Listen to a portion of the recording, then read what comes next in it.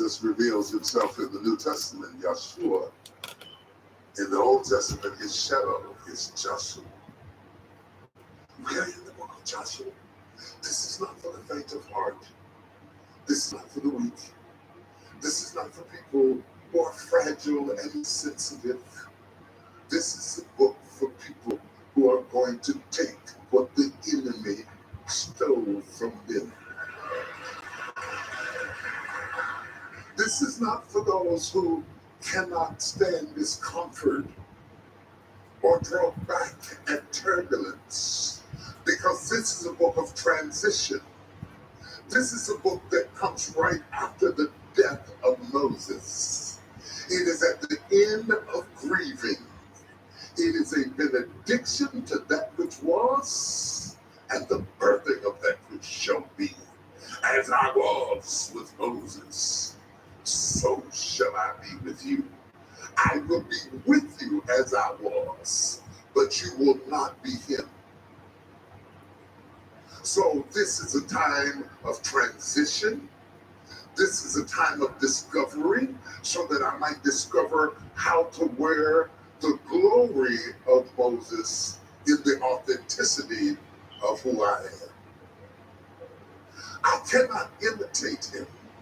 I must be authentically Yeshua, but his anointing has come to rest upon me if I am sure of my own identity. As I was, God says, as I was with Moses, so shall I be with you. So don't be him. Because I'm going to be the same, but you're going to be you, with my presence on you. Yeshua, Joshua, you're going to possess the gate of the enemy. I am going to use you to roll back the reproach of the Egyptians on a people who never met the Egyptians. Oh my God.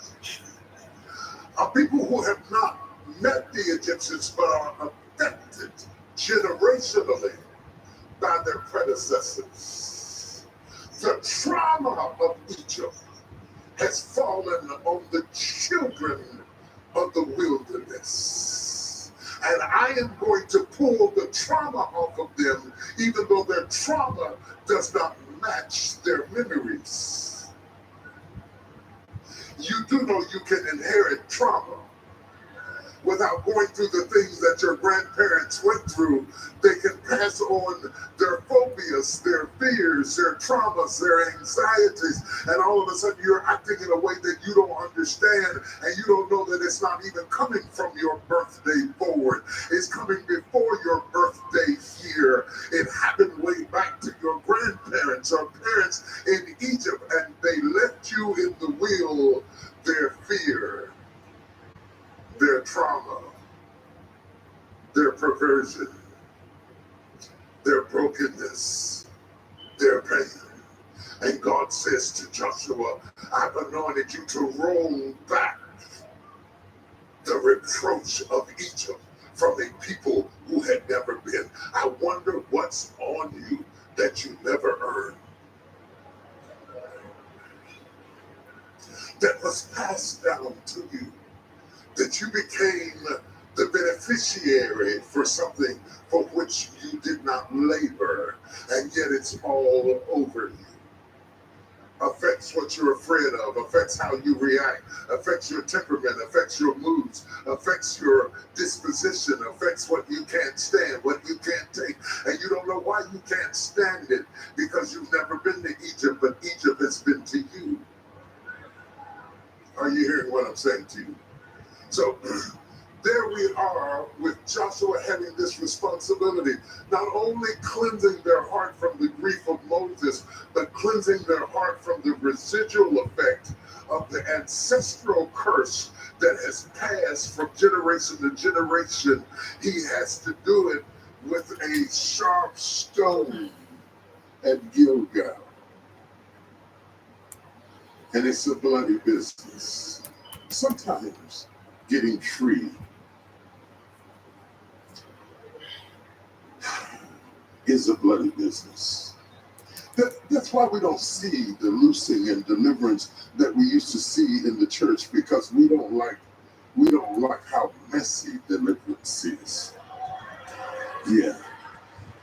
Yeah, in the old church, we would roll the floor, but now we're too cute to be rolling on the floor, because real deliverance, real breakthrough, where you really turn into somebody new, not somebody who has a church glaze over a sinner's heart. Real deliverance requires some bloodshed and some pain and some swelling and some suffering and a time of silence while you heal. Real deliverance is painful. It doesn't accommodate your nervous system. It's not designed to make you feel good about yourself. And we live in a generation where everybody wants to make you feel good. And if they don't make you feel good, you leave and go to another church. And if they don't make you feel good, you leave and go to another church. And if this husband don't make you feel good, you get you another one. And if that one don't make you feel good, you get you another one, because you keep feeling good, but you never get better.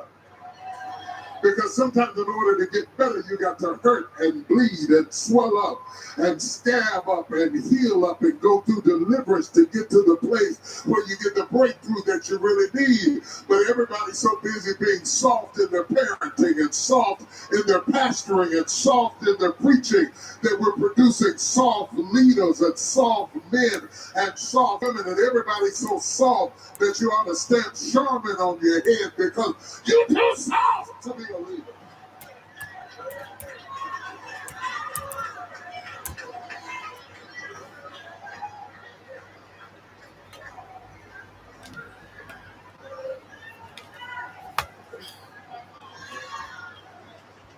Now you hear what I'm saying too?